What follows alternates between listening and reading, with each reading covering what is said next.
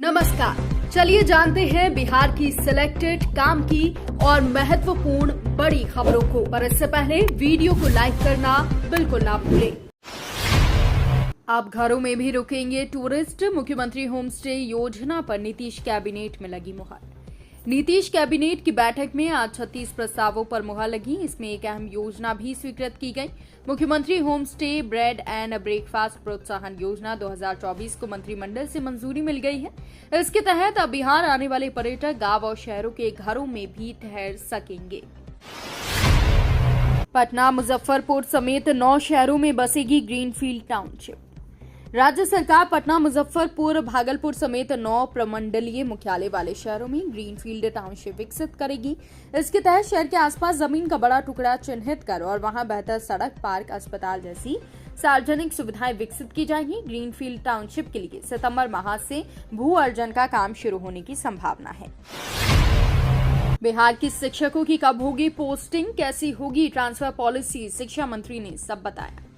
बिहार के शिक्षकों की पोस्टिंग का इंतजार जल्द खत्म होने वाला है। राज्य सरकार इस मामले पर ट्रांसफर पॉलिसी तैयार कर रही है, जिसे सभी शिक्षकों और छात्रों की जरूरतों को देखते हुए बनाया जाएगा और अगले 15-20 दिनों में पोस्टिंग की फाइल तैयार हो जाएगी।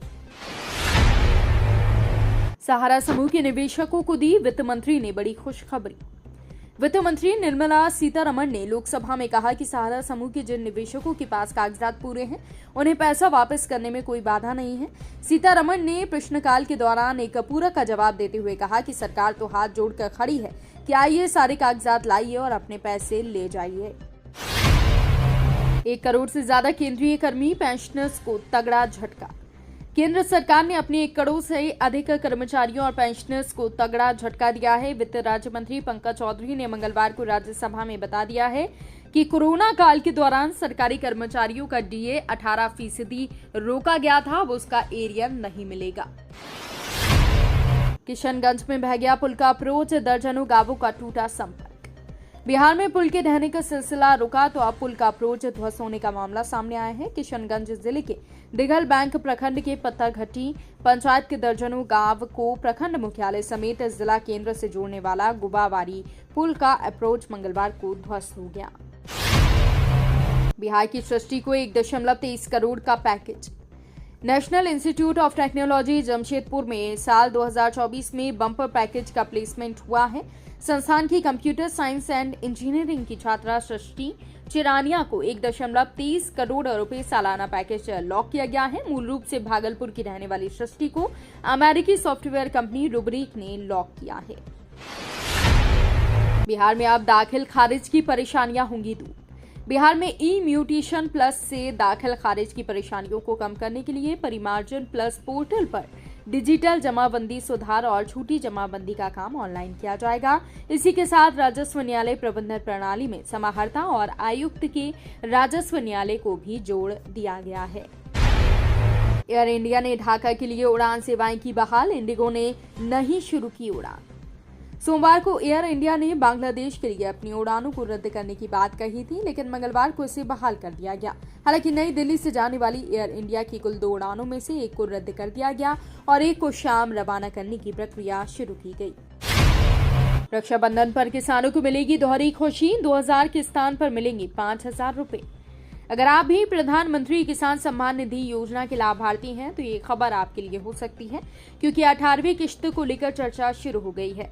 बताया जा रहा है कि सितंबर माह में 18वीं किश्त किसानों के खाते में ट्रांसफर कर दी जाएगी, लेकिन आपको बता दें कि 5000 रुपए क्रेडिट होंगे। जिन किसानों के खाते में 5000 रुपए जमा होंगे ये वो किसान होंगे जिन्होंने पीएम किसान निधि के साथ मानधन योजना के नाम पर रजिस्ट्रेशन किया है। न सड़क न नदी, फिर खेत में कैसे बना दिया पुल, डीएम ने दिए जांच के आदेश। बिहार के अररिया जिले में खेत के बीच में पुल बनाने के मामले में अब डीएम ने जांच के आदेश दे दिए हैं। कुछ मीडिया में दिखाई गई रिपोर्ट पर जिला अधिकारी इनायत खान ने कठोर एक्शन लिया है। मंगलवार को जिला अधिकारी ने कहा कि विशेषज्ञों की एक टीम उस स्थल का दौरा कर रही है जहां पुल बनाया गया है और पुल को बनाने की व्यावहारिकता की जांच करेगी। थैलेसीमिया पीड़ित बच्चों को फ्री बोन मैरो ट्रांसप्लांट कराएगी नीतीश सरकार। राज्य के थैलेसीमिया से पीड़ित बच्चों के लिए नीतीश सरकार ने बड़ा कदम उठाया है। बिहार कैबिनेट की बैठक में मुख्यमंत्री बाल थैलेसीमिया योजना को स्वीकृति दी गई है। इस योजना के तहत थैलेसीमिया पीड़ित बच्चों को प्रदेश सरकार मुफ्त बोन मैरो ट्रांसप्लांट की सुविधा देगी। इसके लिए 15 लाख रुपए तक की सहायता मिलेगी। सोन नदी की उगलने लगी लाशें, सामने आई बड़ी लापरवाही। डालमिया नगर थाना क्षेत्र में सोन नदी पर बने डीएफसीसी रेल पुल के नीचे मंगलवार की सुबह प्लास्टिक में मोटी रस्सी में बंधे 2 शव मिलने के बाद हड़कंप मच गया। सूचना पर पुलिस पहुंची। मामले की गंभीरता को देखते हुए डेहरी एएसपी शुभांक मिश्रा भी मौके पर पहुंचे। दोनों शवों का पोस्टमार्टम किया गया था। नीतीश कैबिनेट के 36 बड़े फैसले बदलेंगे बिहार की सूरत। सरकार ने लोकल मैन्युफैक्चरर और बिहार इंडस्ट्री को बढ़ावा देने का निर्णय लिया है। शर्त यह है कि बिहार में वो एजेंसी निलंबित हो, 1 साल पुराना जीएसटी रिपोर्ट फाइल हो और एजेंसी के 50% कर्मी बिहारी होना चाहिए। यहां तक सुविधा दी गई है कि टेंडर में चयनित एजेंसी की दर से 15% से अधिक राशि होने पर बिहारी एजेंसी को उस कार्य का 25% हिस्सा आवंटित किया जाएगा। बीजेपी नेता लालकृष्ण आडवाणी की तबीयत फिर बिगड़ी। बीजेपी के वरिष्ठ नेता लालकृष्ण आडवाणी को फिर से दिल्ली के अपोलो अस्पताल में भर्ती किया गया है। 96 साल के आडवाणी की हालत स्थिर बताई जा रही है और डॉक्टर्स उनकी निगरानी कर रहे हैं। आडवाणी को न्यूरोलॉजिस्ट डॉक्टर विनीत सूरी की देखरेख में भर्ती किया गया है। पिछले महीने अपोलो अस्पताल में भर्ती होने से कुछ दिन पहले आडवाणी को अखिल भारतीय आयुर्विज्ञान संस्थान में भी भर्ती किया गया था। तो ये थी आज की बड़ी खबरें। रोजाना ऐसे ही सबसे पहले ताजा अपडेट पाने के लिए चैनल को सब्सक्राइब करना बिल्कुल ना भूलें। धन्यवाद।